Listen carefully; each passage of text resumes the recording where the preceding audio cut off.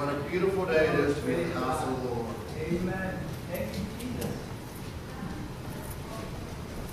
Even greater that we can still come together and worship in a spirit of freedom. We don't have to hide underground, but we can enjoy worshiping with one another and learning about God's Word in the open. Can anyone tell me what we've been studying about?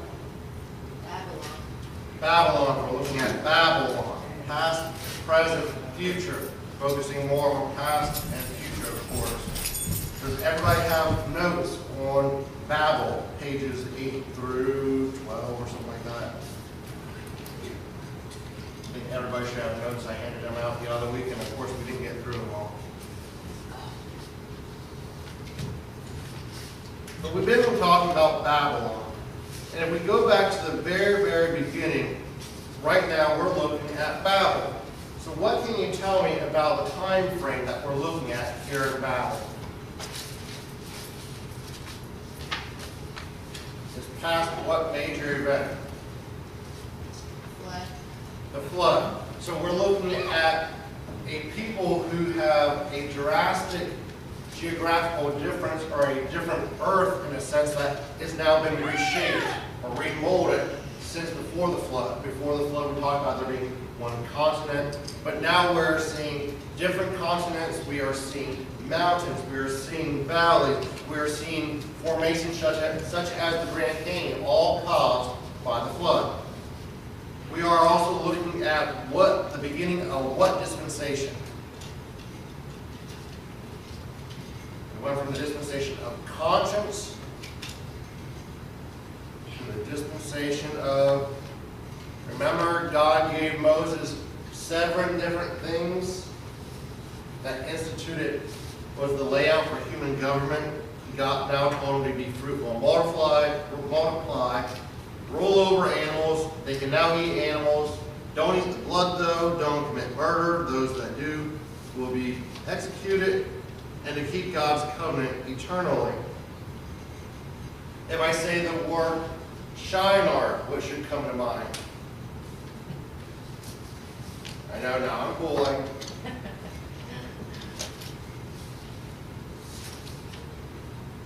We're talking about a geographical area, like this is Lycan's Valley. And we talk about Babel, what are we referring to? A city.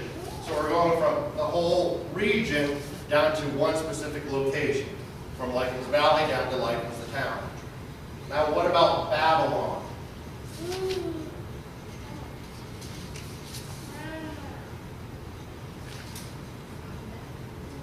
You're not going to have these in your notes, brother. These are a few lessons back.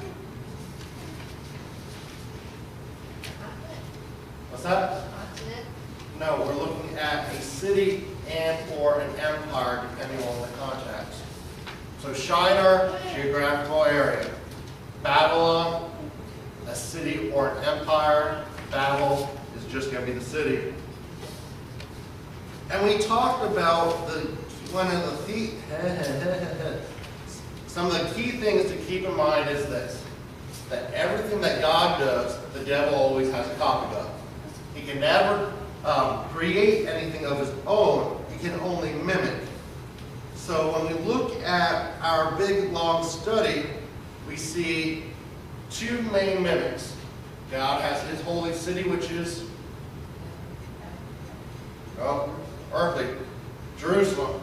And the devil has his main city, which is our holy city, Babylon. God has his champion, who is Jesus Christ. And to counter that, the devil has his champion, who is the Antichrist. So those are the 2 key things to keep in mind as we're going through as well. We talked about Nimrod, how he was a mighty hunter. Can you tell me what his wife did, Semiramis?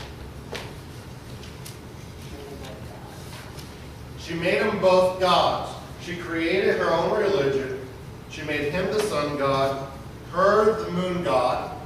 She also gave to herself, and we said that she could be associated with other goddesses such as Aphrodite, Venus, the love goddess. Or she gave herself another title, which is Queen of Heaven. And when we compare that along with the drawing of the image that I handed out in the appendix the other week, what religion does that gear us towards in modern day society? What do we automatically think of? Catholics. We also talked about the first religion possibly being that of astrology. We seen last time we studied 2 weeks ago how the ziggurat, which is the more than likely what the Tower of Babel looked like. The first 7 stages were each dedicated to the 7 planets. You got the top of the temple, and there were more than likely drawings of the zodiacs or the constellations on them where they worshipped. Can anyone tell me the twofold purpose of building the Tower of Babel?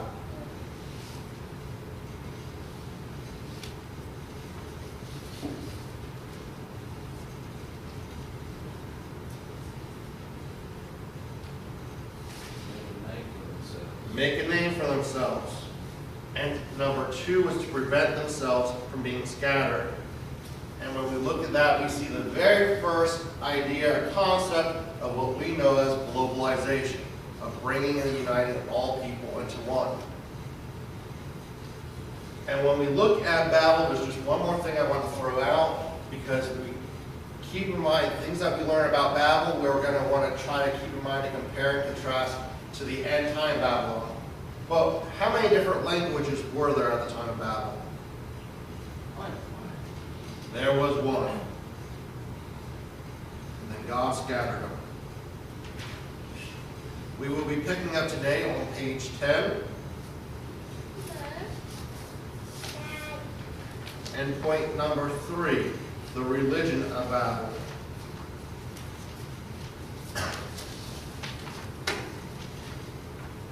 When we look at the religious aspect of Babel, we said before about Babel, the city representing political Babylon, as we see in Revelation chapter, I believe it's 18, and the tower itself representing religious Babylon, or religious Babel, as we see also mimicked in Revelation chapter 17. But when we come down to all the religious centers of the world, temples, synagogues, so forth and so forth, they all have their own form of someone being the head of the religion.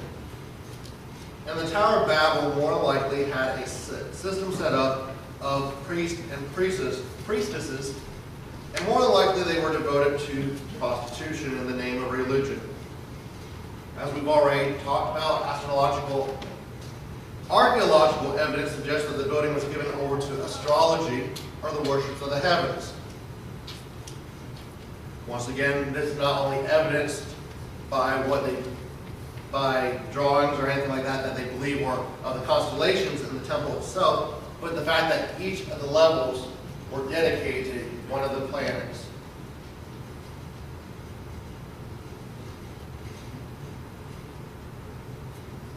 And when we look at the whole purpose of the tower itself, it was to reach the heavens. If you want to turn in your Bibles to Genesis chapter 11, we're going to be focusing on chapter 11 and jumping back to chapter 10 today.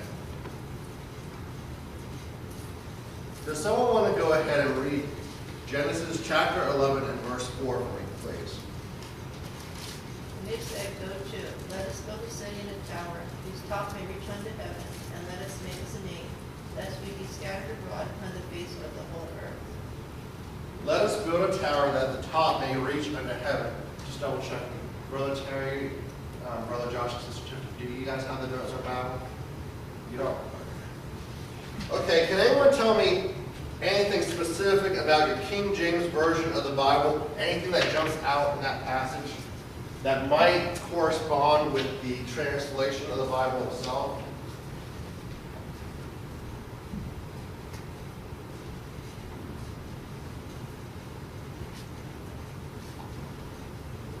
May reach.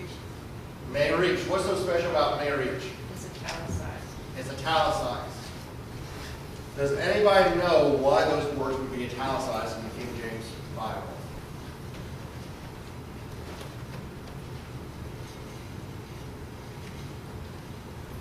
They would be italicized to give us a better understanding.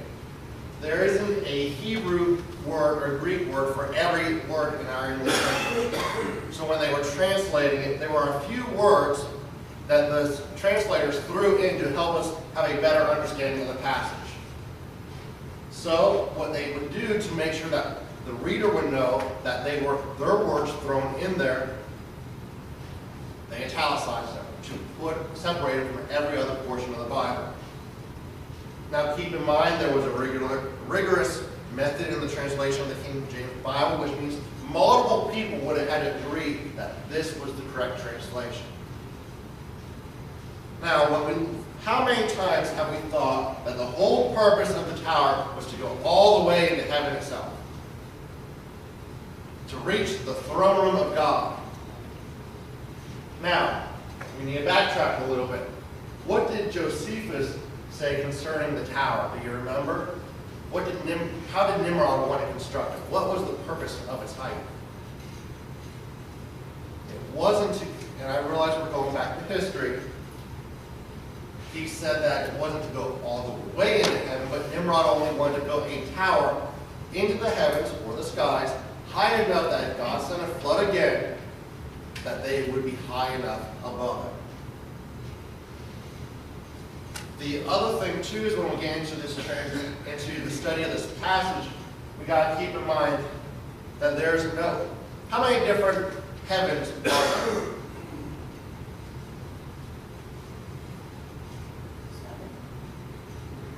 3. 3. How do we know that there's 3? The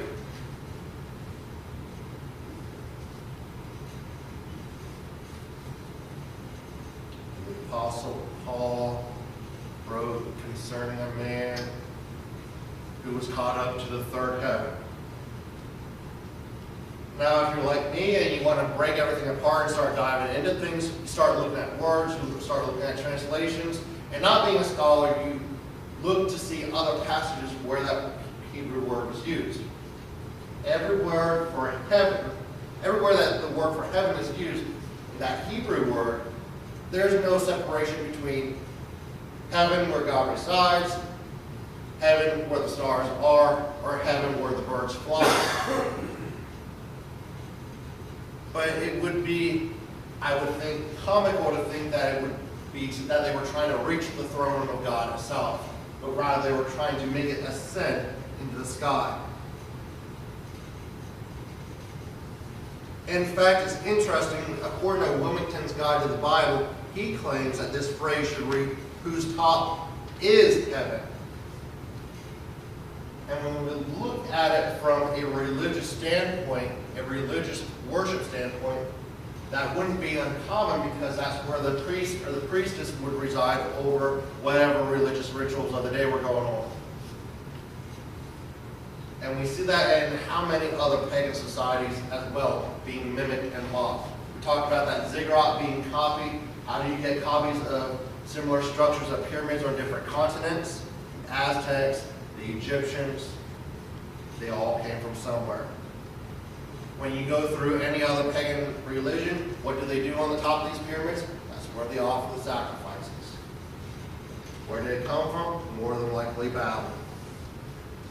And once again, we go back to the words of Josephus at the top of the tower was to be high enough just to escape any floods that God may send to the earth. Now keep in mind when we start studying about the structure of how the bricks were prepared, how they were covered with slime, that also reinforces the idea that more than likely they were trying to escape a flood than anything, because the slime and the burnt brick would have made it sturdier than any other, and the slime would have waterproofed it. Now, if we look at the religion itself, if astrology was truly the first cult of the day, we find the devil's first real attack, besides mankind, on God's creation itself. And it's not just any attack, but it's a violation of the very first 2 commandments. If someone would please read Exodus chapter 20, verses 3 through 5. Exodus 20, 3 through 5.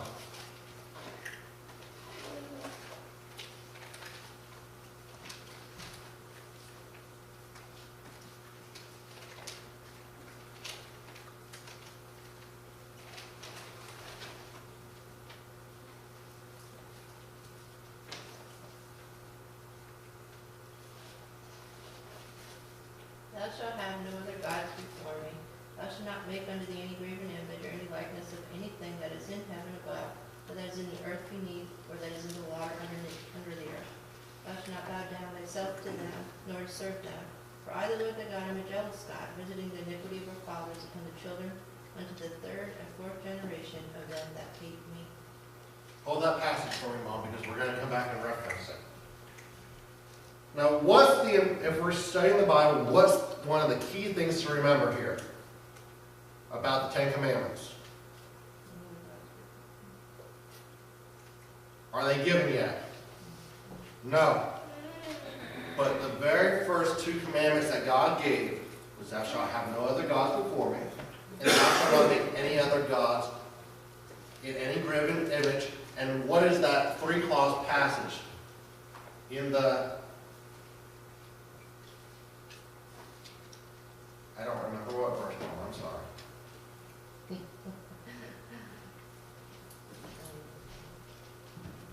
It'd be the second commandment. In the earth, in the water. Yep. And what's the very first one? In heaven above. In heaven above. What's in heaven above? Stars, constellations. We can go with birds, you can go with all that other stuff as well, because we know that they worship animal-like creatures as well. But in the heavens above, when we look at this, it was an attack on what some believe to be God's first recording of the gospel story. There are those that believe that before the Bible, God first recorded the gospel message in the constellations.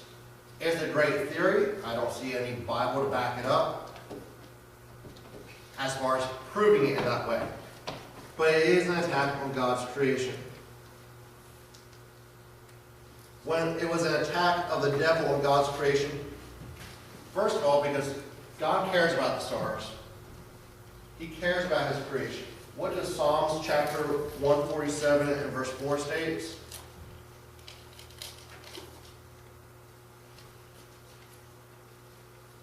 That they have names. So the stars have names. And what the other thing we keep in mind here is the devil was corrupting man's concept of God's creation. And he was restructuring it for his own benefit. We often talk about if this was the first cult or so forth, we still see it in existence today. How many people go to read their horoscope? And what's the horoscope based off of? The constellations. And when you start studying out constellations and the zodiacs, you find that it's been a very, very long time since I've done any studying, but they are all separated into so many houses. Now, when we come to the heavens itself, the stars are in which heaven? The second heaven. And this appears to be the residing place of some of the spiritual wickedness. If someone would please read Ephesians chapter 6 and verse 12. Ephesians 6:12.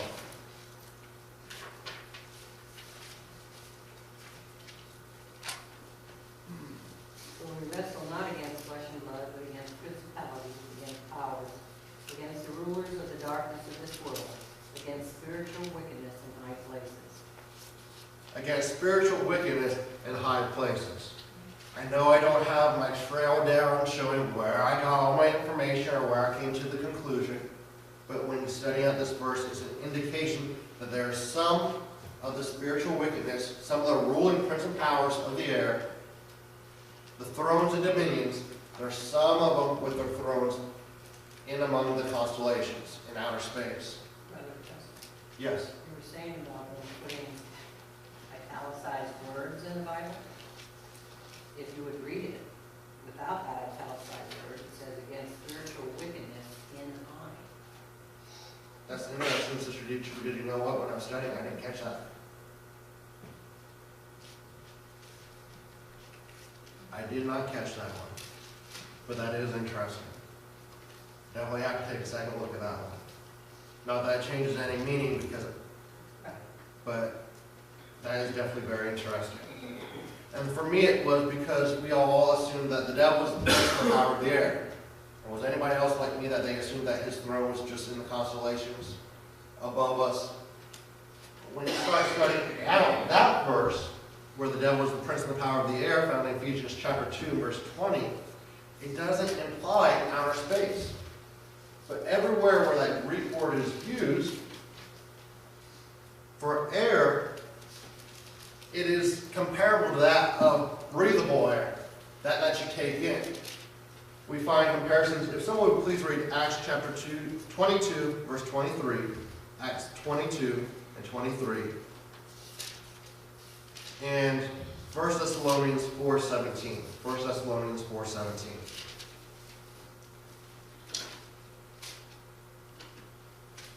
Notice they cried out and cast off their clothes and threw dust into the air. They threw dust where? Into the air. Air into outer space? No. Breathable air. Air down here on our level is breathable. What about 1 Thessalonians chapter 4, verse 17? And we which are alive and remain shall be caught up together with them in the clouds, to meet the Lord in the air, and so shall we ever be with the Lord. Okay, I realize that could be one of the worst comparisons I could have pulled out, possibly for a clear meaning, but it's still referring to breathable air. I mean, to just back up, all these verses have the exact same word used in it. What about 1 Corinthians 9:6?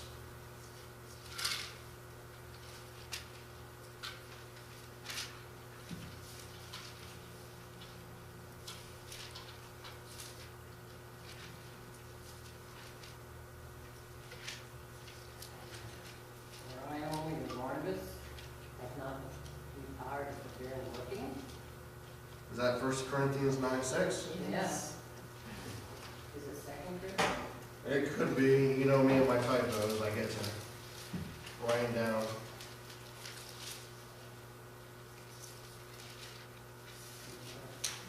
But this I say, he which soweth sparingly shall reap also sparingly. Okay, then maybe I just completely butchered that one. I must have wrote something down wrong. But regardless, we're talking about breathable air. Now, in the last couple of minutes, I want us to just step back. And when I've been trying to prepare this, I've been doing my best to show you how the foundations of Babel will take us into the end times. While it may not be exactly the same, there are similarities. What are some of the similarities that we see between Babel and the end time Babylon? Trying to make us all One world government, globalization. We talked about that last week. How do we see that at Babel? And I realize I'm being silly to a degree, but so we're all on the same page. What was going on at Babel that they were one world? because Nimrod went in to build that tower so that they could all together in case anything happened. And we see that mankind was coming together with one mindset, one purpose. And this purpose was to rebel against the God of heaven. How does that compare to the end time? To the last Babylon? What are some things that we might see in Scripture or what's going to happen?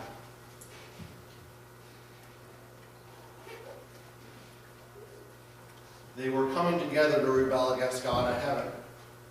In the end times, when it comes to the tribulation period and Babylon at that time, are they going to come together for a specific purpose? Do they know who they're coming against?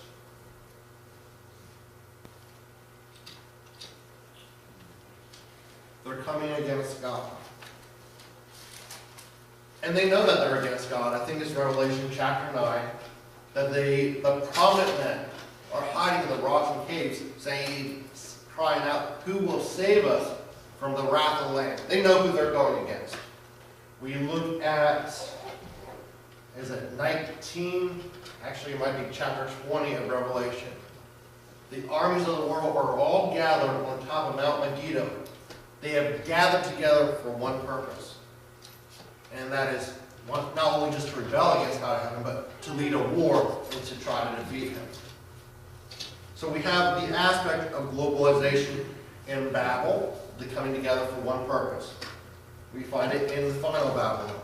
What else do we see similarities between?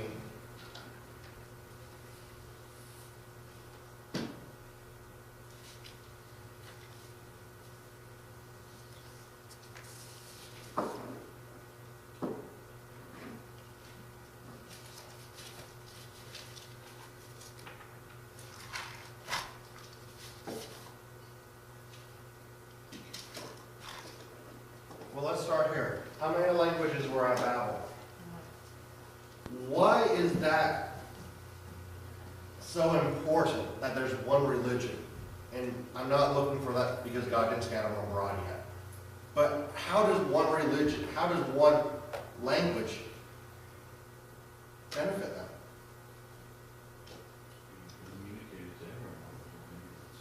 They can communicate with very little hindrance. Or in that day, there was no hindrance. Everyone understood everyone. It made communication, it made progress so much more faster because there was no translation, nothing to do this, nothing to do that. Communication wasn't broken down. More than likely, it wasn't like us even with print. We might both speak English even though it's a different form. You know, a boot to us is something you put on your foot. To them, a boot is something that's the trunk of their car. You know, there weren't anything even different like that, but there was a lot easier communication. Do we see anything like that leading into the end times? You know, you might not see it in Scripture, but is there anything today that may make language easier? You have a French person, you have an English person. Well, most other countries learn English. We have a lot of other countries learning English 1. But even for somebody who does not know English, what about the computer? It translates it like that. You know, I don't know if they still consider us living in the age of information. But if we look at the progression of technology, who remembers dial-up? Yeah. Do you want to go back to the days of dial-up? No. When was the last time you had a dial-up experience on a computer? I mean, just comparing that within what? 14 years? 30 years? There was a great advancement in technology in the 1990s, from planes to automobiles to computers. Technology is rapidly increasing, and it's making communication a whole lot easier. I seen that cartoon the other week of all these people standing in heaven, just looking at their hands like this. And an angel's taking St. Peter around heaven, and he's asking Peter, what's going on with this new batch? Everybody else is so happy, but this new batch are just so sad, and they keep looking at their hands. And he said, well, they no longer have their phones in their hand. They don't know how to communicate. You know, everybody nowadays is communicating with somebody. Their cell phone is constantly in their hand. Why? Because communication is so much easier. You can send a message around the world even quicker than you can now, and computer can translate it. So even in our day and age, we are seeing, I wouldn't say one language, but we are seeing the barriers being broken down at a fast rate. That if Brother Eli would be African and I would be English or vice versa, I could send him something on the computer and within seconds he could translate it into his language. What else do we see going on?